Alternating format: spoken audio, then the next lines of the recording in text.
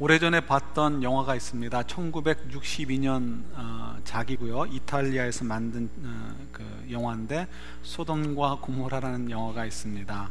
여러분들 아마 대부분 보시지 않았을까 생각을 합니다. 어렴풋이 기억나는 것은요, 이런 내용이었던 것 같아요. 롯이 삼촌 아브라함과 헤어져서 떠나서 살면서 이렇게 경작을 하는데 그 헬라 사람인가가 쳐들어와 가지고요, 소돔과 고모라 성 사람들과 또 롯이 지었던 그 모든 것들을 빼앗고 불사르고 했던 일이 발생을 합니다. 그래서 이제 롯이 머리를 써가지고요, 소돔과 고모라의 여왕과 함께 이렇게 힘을 모아가지고 다음에 그들이 쳐들어올 때 그들을 무찌르고요, 그리고 이제 풍요로운 삶을 살게 되는 거죠. 그래서 이 소돔과 고모라에서 굉장히 좀 그 풍요가 넘치니까 방탕하게 되고 그런 삶을 삽니다. 그러다가 이제 여왕의 그 동생과 싸움을 벌이게 되고요. 아마 술자리에서 그랬던 것 같아요. 싸움을 벌이고 결국은 롯이 이제 그 여왕의 동생을 때려 죽이게 됩니다. 그러니까 별 수 없죠. 교도소 가야죠. 그랬는데 하나님께서 아브라함에게 말씀하신 대로 소돔과 고모라를 멸하게 드실 때 그를 빼내시죠. 그래서 어떻게 빼내셔요? 마치 사도 바울이 경험했던 것처럼 그의 몸을 붙잡아 놨던 착고가 풀리고 옥문이 열리면서 그가 걸어 나와가지고 두 딸과 아내와 함께 도망가다가 아내는 소금 기둥으로 변했던 그런 영화가 있습니다. 여러분 기억나실지 모르겠어요. 물론 이 이야기들은 전부 다 이제 허위죠. 사실은 아닙니다. 그죠? 다 지어낸 얘기지 실제의 일은 아닙니다. 그러나 오늘 이제 제가 그 소돔과 고모라의 이야기를 가지고 말씀을 시작해서 이 소돔과 고모라의 이야기로 말씀을 좀 맺을까 생각을 합니다. 여러분, 이 소돔과 고모라, 그래서 이 롯이 자기 두 딸과 함께 도망을 가게 됩니다. 도망을 갔는데 이해를 못하겠는 건 왜 아브라함을 찾아가지 않았을까? 창피해서 그랬을까요? 자존심 상해서 그랬을까요? 아브라함을 찾아갔으면 삼촌 아브라함이 얼마든지 재산도 또 띄어서 일어날 수 있는 기반도 허락해 줬을 것이고요, 그를 위로해 줬을 텐데 이상하게 아브라함에 가지 않고요, 산으로 도망을 갑니다. 산이라는 것이 라키산 같이 뭐 나무도 많고 그런 데가 아니잖아요, 지역이. 그러니까 뭐 그냥 주로 뭐 돌산 이런 데죠. 그런데 어디 동굴 같은 데 숨어서 지내게 됩니다.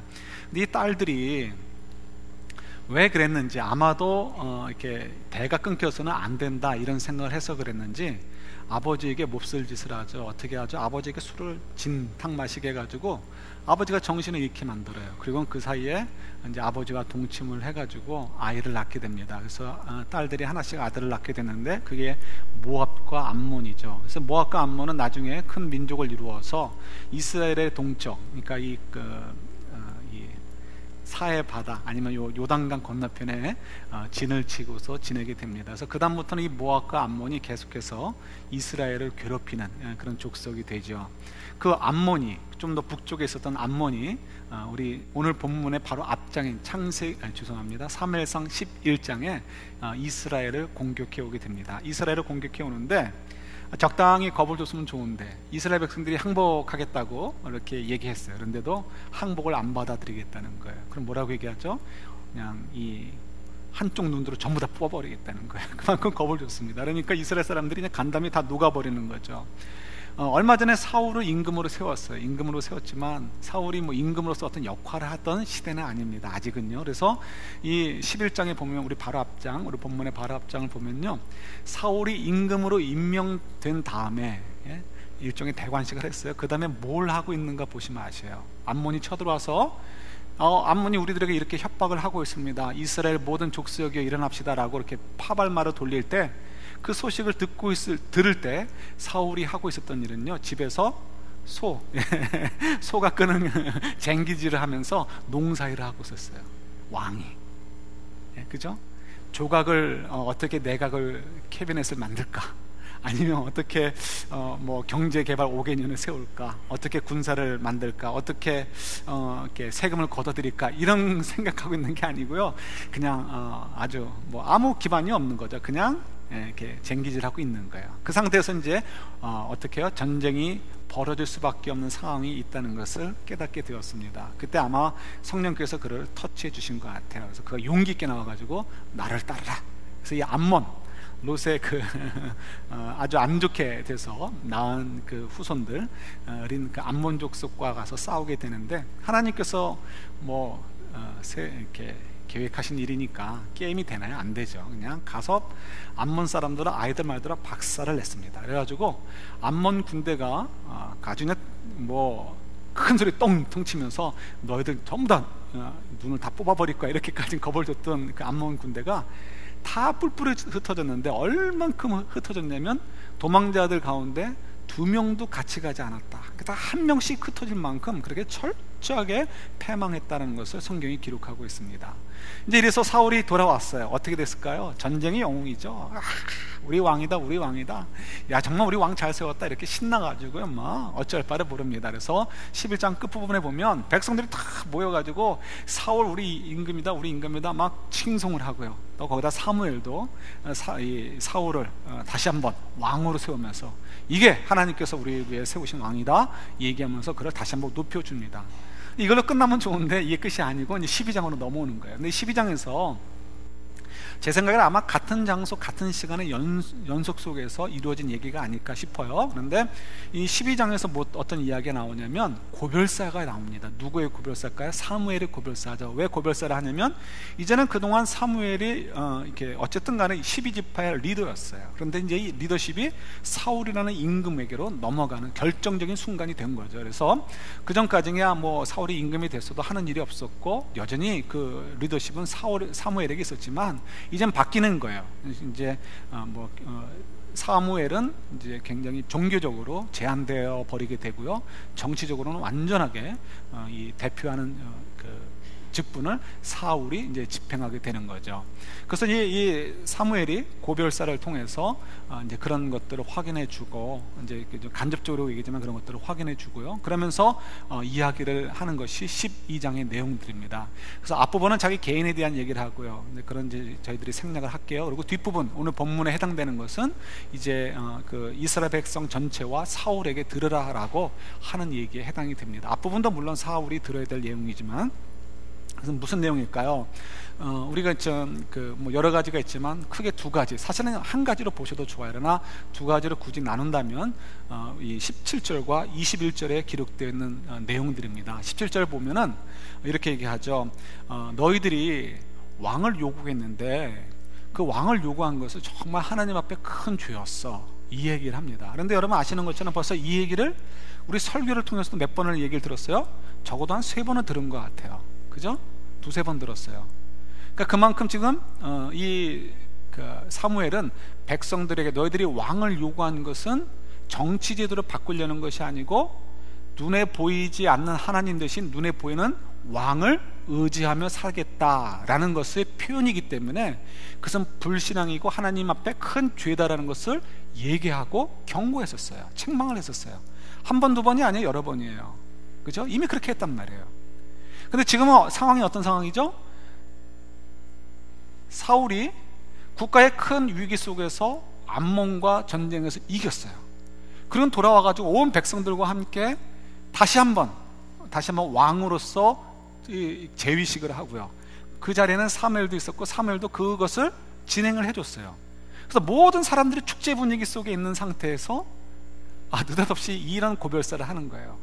얼마든지 이제부터 사울을 통해서 하나님께서 리더십을 발휘하실 텐데 너희들 하나님도 잘 섬기고 사울 임금을 리더십을 잘 따라서 정말 하나님이 원하시는 나라를 이루어라, 이러면 너무 좋잖아요. 근데 지금 어떻게 얘기하는 거예요? 완전히 찬물을 끼얹는 거예요. 왕이 지금 옆에 있어요. 그런데 뭐라고 얘기합니까? 여러분들이 왕을 요구한 것은 하나님 앞에 큰 죄입니다라고 얘기하는 거예요. 옆에서 그것을 듣고 있는 사울의 기분은 어땠을까요? 굉장히 아주 난감했을 거예요. 사람들도 그렇게 생각했을지 몰라요. 사무엘이 늦긴 늙었구나, 때와 장소를 모르고 이게 무슨 경우냐, 이렇게 얘기했을지도, 생각했을지도 몰라요.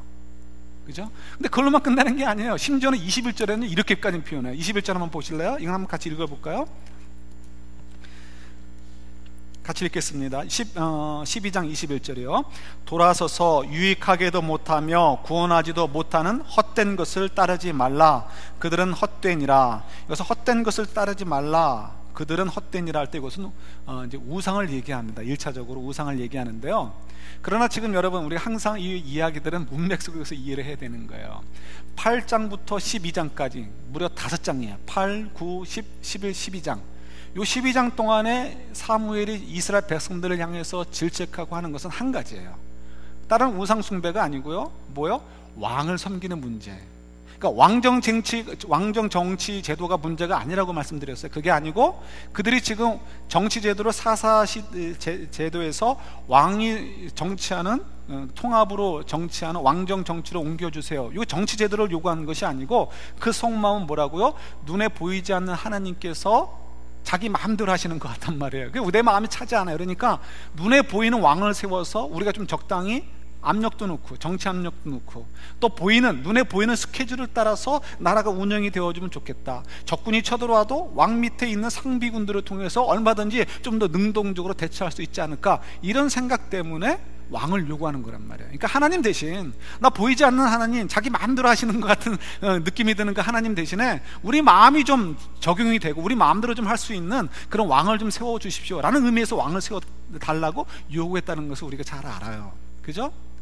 그러니까 지금 저희가 8장부터 12장 사이에서는 사실 사무엘이 얘기하고 싶은 것은 바알을 섬기고 아스타롯을 섬기는 이런 종교적인 우상보다는 뭘 얘기하는 거예요? 왕에 대한 그런 우상, 왕이라는 우상, 왕이라는 사람을 섬기려는 그런 마음을 지금 얘기하고 있는 거예요. 그래서 여기서도 사실은 뭐예요? 심지어는 우상의 얘기를 하지만 누구를 가지고 얘기하는 거예요? 왕을 섬기려는 그런 자세, 그런 마음을 얘기하는 거예요. 그러니까 사울도 바보가 아닌 이상 이게 무슨 얘기인지 아는 거죠. 그러니까 굉장히 기분 나쁠 수 있다고요.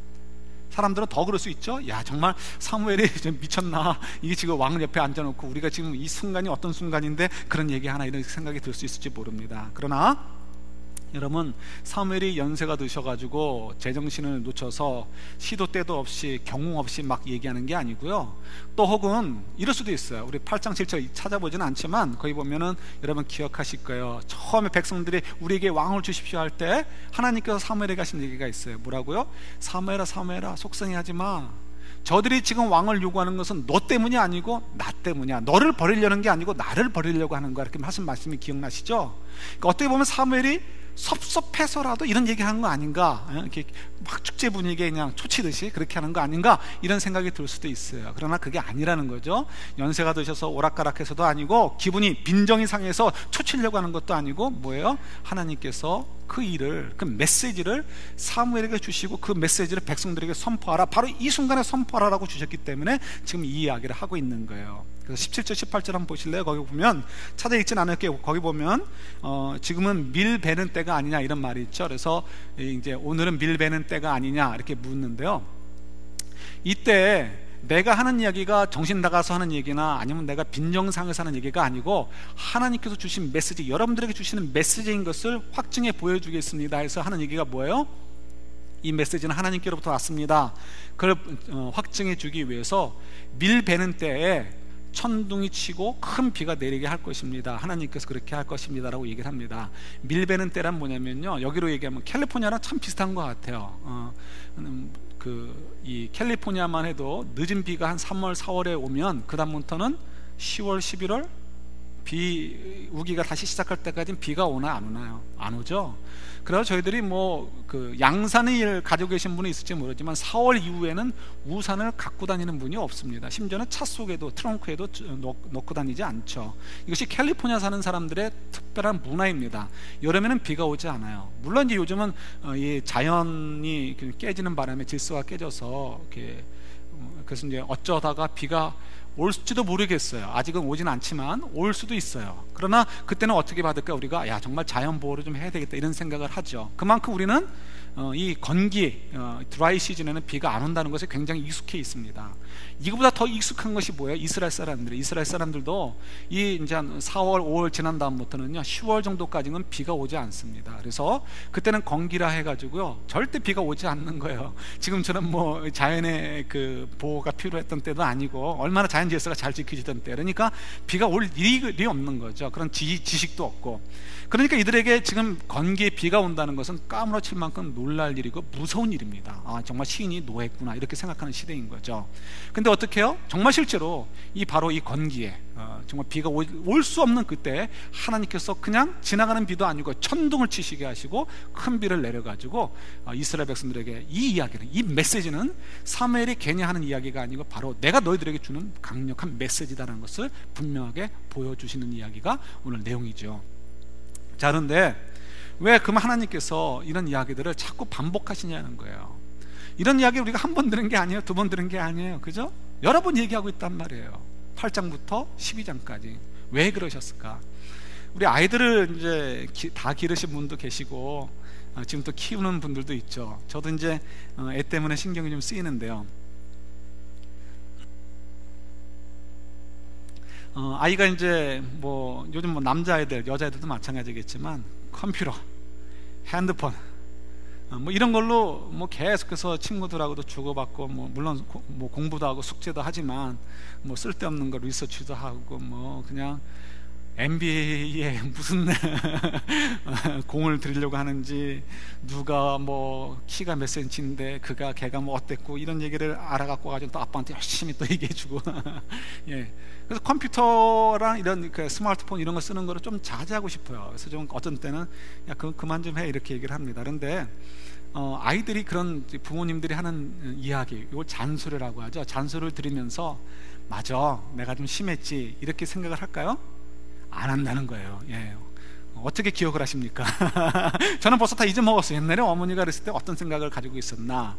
근데 책을 보면 아이들이 부모님들이 이렇게 잔소리하면 자기가 지나친 거 알면서도 그걸 내가 잘못했지 이렇게 생각하지 않는다는 거예요. 그렇게 안 받아들인대요. 화학적으로 아마 그렇게 반응이 되나 보죠. 그래서 그걸 오히려 이렇게 거부하게 된다는 거예요. 그래서 잔소리도 기술이 필요하다는 거죠. 그래서 뭐 간단하게 얘기하면 첫 번째는 여러 가지가 있는데 그 중에 한두 가지만 말씀드리면 말을 짧게 하래요. 짧게 하라. 두 번째는 반복하지 말래요. 이 잔소리의 묘미는 반복인데, 그죠? 반복하지 말라는 거예요, 그죠? 마지막으로 이제 여러 가지인데 그 중에 또 하나만 더 한다면 대안을 제시하라는 거예요. 너 그거 하지 마 이렇게만 하지 말고 왜 그래야 되는지를 얘기하면서 대안, 대신 이거 하면 좋지 않겠느냐, 어떤 이런 대안을 제시하라는 거죠. 물론 이건 이제 잔소리 이야기죠. 근데 제가 이제 요즘 한국에 이슈가 생겼잖아요. 제가 도대체 믿을 수가 없는데요. 북한군이 넘어와가지고 귀순을 하고 싶은데 받아줄 사람이 없어가지고 잠자는 사람을 놓고 해가지고 깨워가지고 나왔으니까 좀 나를 받아주십시오 이랬다는 거 아니에요. 도대체 못 믿겠어요. 저도 이제 잠깐이지만 며칠이지만 GOP에도 들어가 보고 또 이렇게 그 GP에서 그 철책선 바로 앞에서도 며칠간 근무도 해보고 그랬거든요. 근데 넘어올 수 있는 거리가 아니고, 특히 3분 만에 3분이요 1분이요 그걸 넘을 수 있는 그게 아닌데 어떻게 넘어왔는지 모르겠어요. 근데 어쨌든 간에 그 너클을 한다는 것도 참 신기한 것 같아요. 근데 제가 그때 그 철책에서 이렇게 이제 대학생 때 가는 거 있잖아요. 병역 집체 훈련 가서 경험하면서 느낀 것 중에 기억나는 게 있는데요. 이렇게 근무를 나갈 때 소총을 들고 갑니다. K2 소총이라는 걸 들고 가는데 그리고 이제 탄창을 3개인가 받아가고 총을 장전해서 들어갑니다. 진짜 총알을 가지고 가죠. 물론 쏠 일은 없죠. 가져갔다가 다시 갖고 오는 거예요. 갖고 올 때는요, 갈 때는 기억이 안 나는데 갖고 와가지고는 이 분대원이 전부 다 씁니다. 나열을 하는데 그때는 아주 군기가 팍 잡혀요. 가지고 전부 다 탄창을 회수하고요. 그 다음에 혹시라도 총알이 장전된 게 있는가 없는가를 확인하기 위해서 한번 뒤로 당겼다 놓고 구호를 맞춰가지고, 분대장의 구호를 맞춰서 전부 다 총을 어깨 위에 올려서 하늘을 향해서 방아쇠를 격발을 하게 합니다. 그때 빵 하면 어떻게 되는 거예요? 그 친구는 맞아 죽는 거예요. 니놈 어떻게 된 거야 하면서. 근데 그걸 한 번 했는데 이제 소리가 안 나죠. 다 탁 치크치크치크 소리만 나지 총알이 없으니까, 다 빼놨으니까. 그렇지만 그걸로 끝나지 않습니다. 다시 한번 또 뒤로 장전을 해서 또 구호를 맞춰서 손을 얹고 어깨 위로 이렇게 총을 올려서 또 다 격발을 합니다. 그리고 2번 하고 끝나는 게 아니고 한 번 더 해요.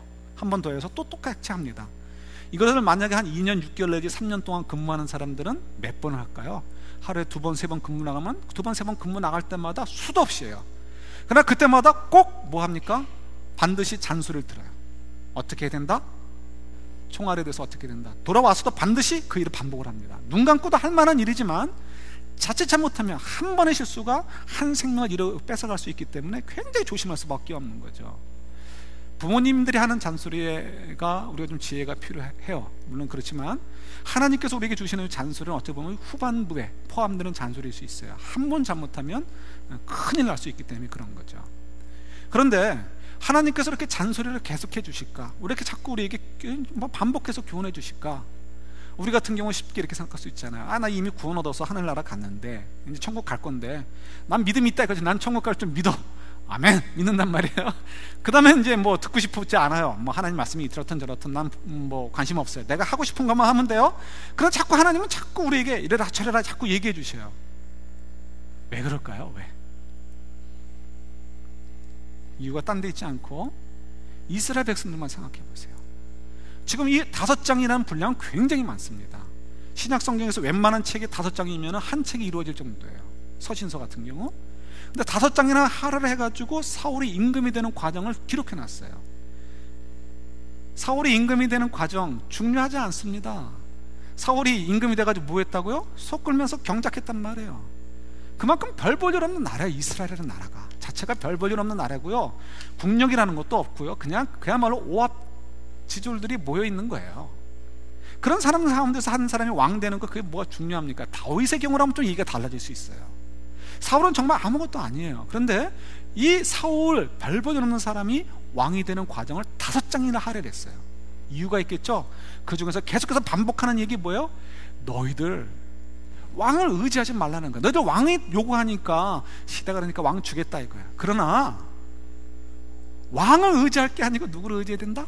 하나님을 의지해야 된다는 거야. 하나님을 의지해야 된다. 눈에 보이는 거 의지하지 말라는 거예요. 여러분 또 왕 그러니까 마음 편하죠. 나는 왕 구하지 않아. 그러지 마시고 좀 지혜롭게 생각하셔야죠.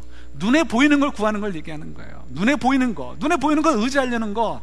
하나님은 자꾸 그걸 얘기하시는 거예요. 눈에 보이는 거 의지하지 말라는 거예요. 당장 눈에 보이니까 뭐 대단할 것 같지만 우리에게 아무 도움이 안 된다는 거예요. 헛방이라는 거, 헛방. 대신 누구를 의지하라고요? 하나님을 의지하라는 거예요. 왜요? 하나님을 떠나면 우리가 죽을 수밖에 없잖아요. 나는 구원 얻었다고요? 예, 좀 이따 얘기하겠지만 하나님이 정말 참된 구원을 여러분들에게 주셨다면 우리가 나는 이제는 뭐 하는 구원 얻었으니까 다른 거 신경 안 써요 이런 얘기를 할 수가 없어요. 그러니까 하나님께서 계속해서 지금 반복하시는 이유는 그만큼 하나님이 누구를 사랑하신다는 거예요? 그의 백성들을 사랑하신다는 거예요. 그만큼 그들을 사랑하셔서 그들이 조금이라도 하나님과의 관계가 느슨해져서 인생을 헛되이 살지 않도록 하기 위해서, 하나님과 좀 느슨해지다가 하나님을 떠나서 하나님의 벌을 받는 그런 인생이 되지 않도록 하기 위해서 계속해서 반복해서 나가봐야 돼, 나가봐야 돼, 나가봐야 돼, 나 외에는 다른 거 없어, 다른 거 없어 라고 자꾸 얘기하시는 이유가 거기에 있다는 거예요. 그럼 결국 뭐예요? 지겹다가 아니고 그만큼 우리를 사랑하신다는 거예요. 우리를 사랑하신다는 거예요. 더 중요한 얘기가 있습니다. 여러분 이때 수많은 사람들이 있었을 거예요. 적어도 수천 명의 사람들이 그 얘기를 들었을 거예요. 사람들의 반응이 어땠죠? 아유 놓친네 무슨 얘기야 이렇게 하지 않았어요? 예, 아멘으로 받아들였어요. 예, 우리가 하나님 앞에 범죄했습니다. 용서해 주세요. 왕이 옆에 있음에도 불구하고 그렇게 했어요. 우리가 왕을 구한 것은 하나님께 범죄한 것입니다라고 고백을 했어요. 굉장한 믿음이죠. 근데 이 사람들이 어떻게 됐죠? 얼마 안 있어서 하나님을 버려버렸어요. 사울 임금도 하나님을 버려버렸어요. 입으로 아멘한다고 되는 게 아니에요. 그 순간에 감정적으로 욱해가지고 그렇게 할 거야 이 결정하는 게 중요하지 않다는 거예요. 뭐가 중요할까요? 신명기서 우리 30장 6절 한번 찾아볼까요? 신명기서 30장 6절입니다. 구약성경 309페이지에 있는데 한번 찾아보시겠어요? 신명기서 30장 6절 말씀입니다.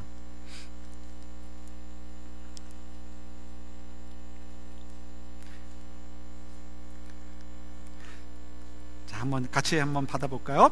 내 하나님 여호와께서 내 마음과 내 자손의 마음에 할례를 베푸사 너로 마음을 다하며 뜻을 다하여 내 하나님 여호와를 사랑하게 하사 너로 생명을 얻게 하실 것이며, 예, 하나님을 사랑하도록 해서 생명을 얻게 하실 것이다. 이 하나님이 약속해 주신 거죠. 그를 위해서 뭘 주신다고요? 뭘 베푸신다고요? 마음의 할례. 마음의 할례는 누가 주시는 걸까요? 하나님께서 성령님, 하나님의 신, 성령을 통해서 우리를 터치해 주셔야 되는 거예요. 신약적인 표현으로 얘기한다면 성령 세례를 얘기하는 거예요. 성령 세례. 구약적인 표현이죠. 물론 이제 구약과 신약에 좀 차이가 있지만 어쨌든 간에 구약적인 표현이 마음의 할례를 받는다는 거예요. 이거는 사람이 우리가 결정해서 하는 게 아니에요. 구약 시대도 마찬가지예요. 구약 시대도 자기의 의로 구원받는 게 아니고 하나님의 은혜로 구원받는 거예요. 성령께서 터치해 주셔서 마음의 할례를 받아야 어떻게 해요? 하나님을 사랑할 수가 있어요. 하나님을 사랑할 수 있어야 어떻게 해요? 그 다음에 하나님의 뜻을 따라 살 수가 있고요. 그 음성이 들리니까, 보이니까, 인도해 주심이 보이니까 따라가서 살 수 있고요. 그때 어떻게 하나님이 구원을 이루어지게 되는 거죠. 그러니까 우리가 마음의 할례를 받아야 되는 거예요. 우리 신약으로 얘기한다면 성령의 세례를 받으셔야 되는 거예요. 예수님께서 이렇게 말씀을 전하실 때 보통 뭐 몇십 명 모이기도 하고요, 많이 모일 땐 만 단위가 모이기도 했어요. 오병이어나 또 그런 비슷한 사건이 벌어졌을 때, 그런 일이 있었을 때는 남자들만 5,000명, 7,000명이 그 자리에서 밥을 먹었단 말이에요. 그러니까 여자 아이들까지 합치면 만 몇천 명이 그냥 금방 되는 숫자예요. 여러분, 만 단위 이상의 사람들이 예수님의 설교를 듣기 위해서 모여들었어요. 그리고는 설교를 들을 때 어떻게 했어요? 그런가 했을까요? 아니죠. 아멘 아멘 하는 거예요. 당시에는 하루 벌어 하루 먹던 시대예요. 근데 하루 종일 일을 하지 않고 굶으면서까지 예수님의 설교를 들으려고 갔으니까 얼마나 광신자들이에요. 그죠? 광신자들이에요. 광신자들. 그만큼 예수님의 말씀이 사모했었고 그렇게 좋았던 사람들이에요. 그래서 오죽하면 예수님을 강제로 잡아서 우리의 메시아로 삼자, 이렇게까지 마음에 감동을 받았던 사람들이 이스라엘 사람들이에요. 당시에 이스라엘 사람들이에요. 예수님께서 예루살렘에 입성하실 때는 어떻게 돼요? 우리 메시아가 오셨다 해가지고 자기의 겉옷을 벗어서 길에다 깔아서 예수님이 탄 나귀가 내 겉옷을 밟고 지나가게, 그렇게까지 했던 사람들이에요. 예수님이 그들을 보면서 어떤 생각을 했을까요? 하실 때마다 아멘 아멘 하는 사람들 보면서, 사무엘은 아마 그 구분이 못했을 것 같아요. 사무엘은 자기 말에 다 회개들 하니까 야, 이번엔 이제 좀 무슨 일이 벌어지려나 보다, 사람들이 정말 신앙생활 제대로 하려나 보다, 이런 기대를 가졌을지 모르겠어요. 그러나 예수님은 보실 줄 알잖아요. 예수님도 속으셨을까요? 아니죠. 예수님 보실 때 요놈들 말로만 아멘 하지 속으로는 다 딴짓 생각하고 있으면서 아마 이런 생각을 갖고 계시지 않았을까도 싶어요. 그 많은 사람들이 아멘 아멘 하고 예수님의 설교에 응답을 하고 호산나 호산나 우리를 불쌍히 여기시고 우리를 구원하소서라고 외쳤던 사람들이 불과 하루 이틀 사이에 어떻게 해요? 다 배반하고 예수를 죽여라, 예수를 십자가에 못 박아라, 이렇게 외치는 것을 예수님이 왜 모르셨겠어요? 아시는 거죠. 뭐가 받아야 돼요? 마음의 할례를 받아야 되는 거예요. 성령께서 우리 안에 들어오셔서 어떻게 해요? 예수님의 음성이 들리도록, 그 말씀이 믿어지도록, 소귀의 경외기처럼 아무리 말씀을 들어줘도 순간에 마음에 감정적으로 감동이 될 수 있어요. 눈물 날 수 있어요. 나도 죄인이라는 건 객관적으로도 알 수 있으니까 그래 맞아 나는 죄인이야 라고 얘기했을지 몰라요. 그러나 진정으로 하나님 앞에서 내가 무릎 꿇기 위해서는 누가 역사해 주셔야 돼요? 하나님의 영이, 성령께서 역사해 주지 않으시면 안 된다는 거예요. 그래서 저희들이 잔소리 같지만 왜 계속해서 난 구원 얻었는데 이런 말씀 주실까, 그런 생각하지 마시고요, 계속해서 내 마음속에 말씀들을 통해서 도전을 주시는 그 음성이 들리면 어떻게 생각하시면 돼요? 야, 내 안에서 성령께서 역사하시나 보다. 야, 나는 들을 게 있는 자네? 하나님이 나를 돌아보셨네. 오히려 이렇게 기뻐하시라는 거예요. 근데 왜 이런 말씀을 자꾸 우리에게 주셔요? 어차피 구원받아서 우리는 천국 갈 건데 이 땅에서 삶이야 뭐 이렇게 중요한가? 우리 뭐 배고플 때 먹을 거나 주시고 어른 일 당할 때 보복이나 좀 해주시고 우리 그냥 그러면 좋잖아요, 그죠? 우리 읽어보겠지만, 그러나 하나님이 우리에게 계속해서 반복해 주시는 이유가 있어요. 우리를 사랑하시는데, 우리를 사랑하셔서 우리에게 맡기신 일이 있기 때문에 그래요. 창세기 12장 3절 볼게요. 창세기 12장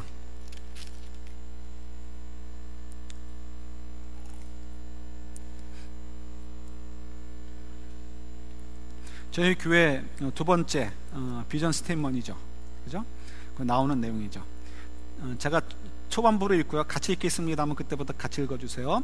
하나님이 아브라함에게 말씀하시는 거예요. 3절입니다 12장 3절. 너를 축복하는 자에게는 내가 복을 내리고 너를 저주하는 자에게는 내가 저주하리니, 같이요.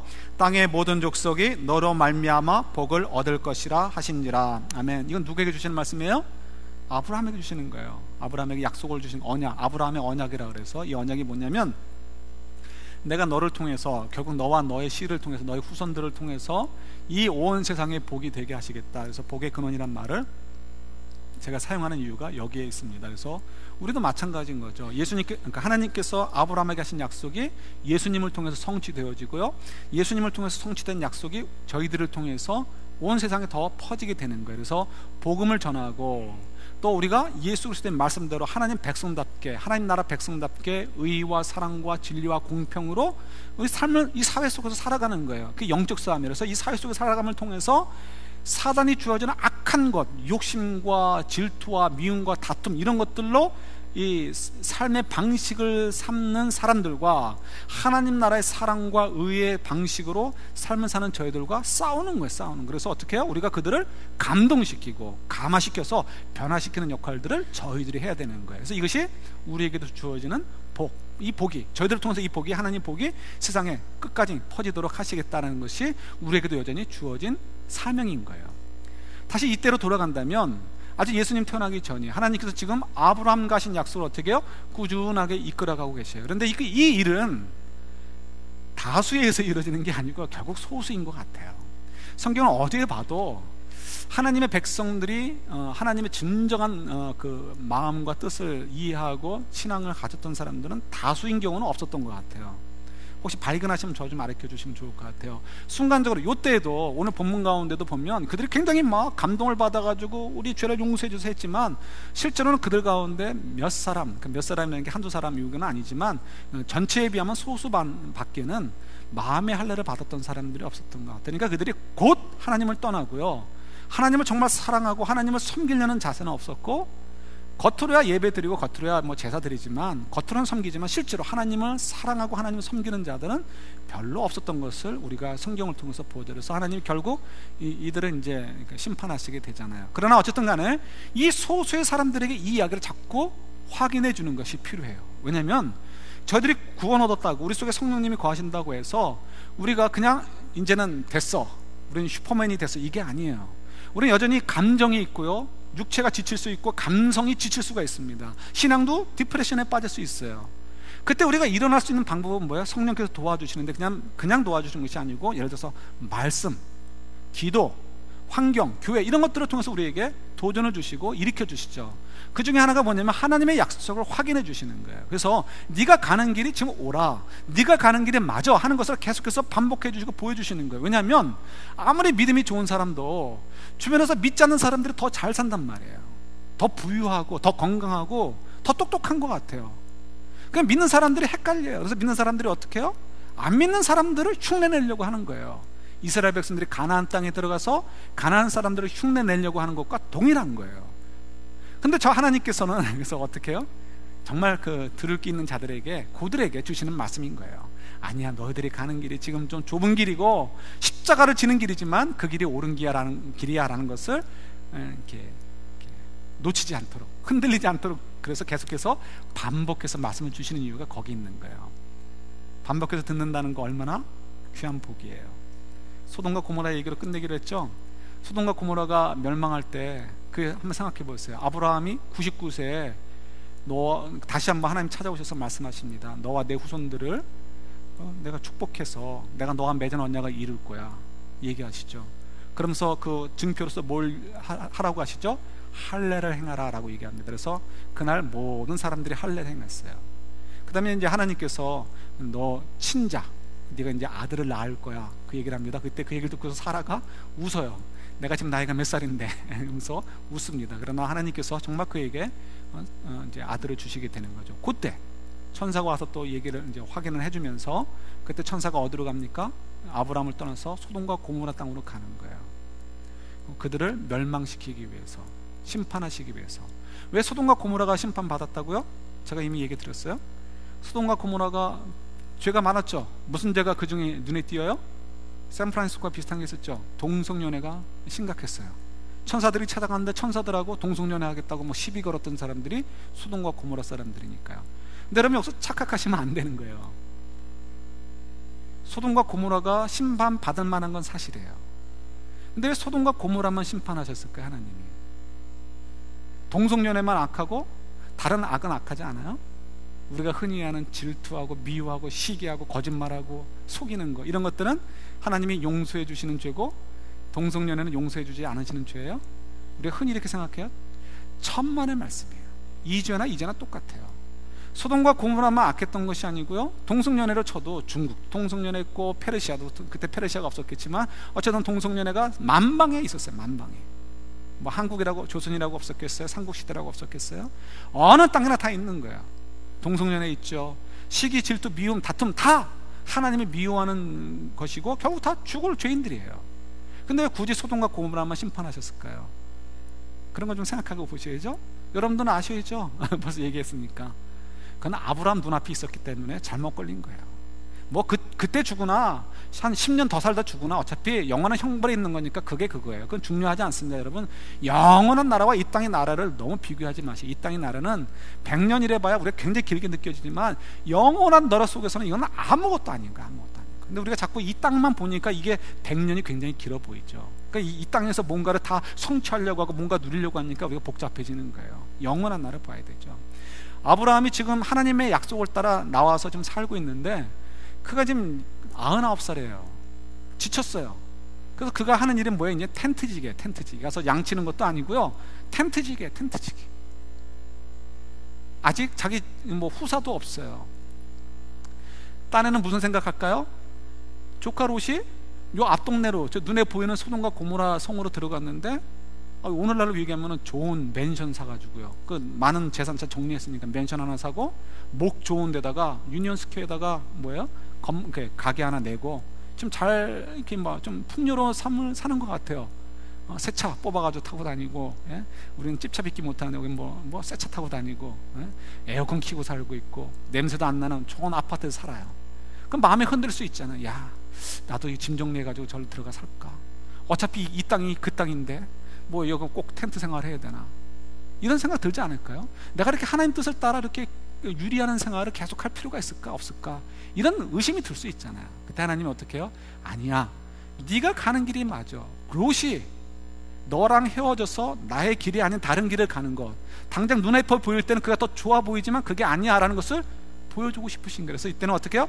말씀이 아니고 시각으로 보여주시는 거예요. 화끈하게. 어떻게 해요? 불쇼로 보여주시는 거예요. 그래서 소돔과 고모라를 불로 심판하셔가지고, 그들이 특별히 악해서가 아니에요. 다 악한 거예요. 다 악해요. 아브라함과 그 자손들을 제외하고는 다 악한 거예요. 뭘 보여주시는 거예요? 아브라함아, 네가 가는 길이 맞아. 내 언약을 따라 네가 가는 길이 맞아. 네가 지금은 소수로 보이고 좁은 길을 가는 것 같고 십자가를 지는 것 같지만 네 길이 맞아. 들을 귀 있는 자에게, 볼 수 있는 눈이 있는 자에게 그것을 들려주시고 보여주시는 거예요. 여러분, 저희들이 살면서 마음에 하나님께서 도전을 주실 때가 있어요. 하나님, 나 구원받았으면 됐지, 뭐 자꾸 이렇게 말씀을 통해서 뭐 자꾸 도전을 주시려고 합니까? 마음에 부담만 되게. 그러나 여러분, 그때 그걸 잔소리로, 아이들이 듣는 잔소리로 생각하지 마시고요, 마치 어디야, 철책 근무하는 자들이 총알 하나를 확인하기 위해서 여러 번 함께 그 긴장 상태에서 처리하는 것처럼요, 긴장된 상태로 들으시면 좋을 것 같아요. 왜냐하면 우리 인생이 달려있기 때문에 그래요. 여러분, 나는 구원 얻었으니까 됐습니다, 뭐 꼭 말씀대로 살아야 될 필요가 어디 있습니까? 이거는 여러분, 그런 생각이 들면 여러분 굉장히 냉정하게 여러 자신을 돌아보셔야 돼요. 만약 여러분들이 마음의 할례를 받은 자, 우리의 표현으로 얘기한다면 성령의 세례를 받은 자들, 성령께서 여러분 속에 있다면 절대로 그럴 수가 없습니다. 우리가 못 지킬 수는 있어요. 넘어질 수는 있어요. 왜냐하면 우리가 인간이기 때문에. 그러나 우리 마음의 찔림은 없을 수가 없어요. 그럼 어떻게 돼? 그때마다 여러분 괴로워하시기보다는 감사합니다 주님, 내가 하나님의 음성을 들을 수 있는 귀가 있었군요. 그러니까 그 음성이 들려서 내 마음을 지금 어떻게 해요? 자극하고 있고 도전하고 있으니까 하나님 감사합니다 이렇게 받으시고요, 그 다음에 어떻게 해요? 용기를 내서 좀 일어나셔가지고 그 말씀에 한번 도전해 보시는 거예요. 그 말씀 따라 한번 살려고, 내 이 길을 가는 거 포기하지 않아야지. 이 좁은 길이고 십자가를 지는 길이지만 내가 포기하지 않아야지. 한번 걸어가 보자는 거예요. 왜요? 주님께서 지금 우리를 사랑하셔서 끊임없이 지금 우리를 도전하신 이유가 거기 있기 때문에 그래요. 그걸 통해서 어떻게 우리가 결국은 이 세상 끝날까지, 그러니까 끝까지 가서 복음을 전하고 우리의 사랑과 의와 공의와 정의로 이 땅을 바꿔가는 역할들을 하게 될 것이고요, 하나님의 그 모습을 보면서 기뻐하시면서 우리를 축복해 주시는 그런 멋진 인생이 될 것이기 때문에 그렇습니다. 바라긴 여러분, 마음의 도전을 기쁘게 받으십시오. 나는 들을 귀가 있네, 나는 복된 사람이구나. 그리고 그 도전에 응하십시오. 말씀대로 됩니다. 말씀을 사모하시고 말씀 가운데 무릎 꿇으시고 하나님의 인도하심을 사모하는 저희들, 그런 들을 수 있는 그 복을 누리는 저희들 될 수 있기를 우리 주님의 이름으로 축원합니다. 기도하겠습니다. 주님.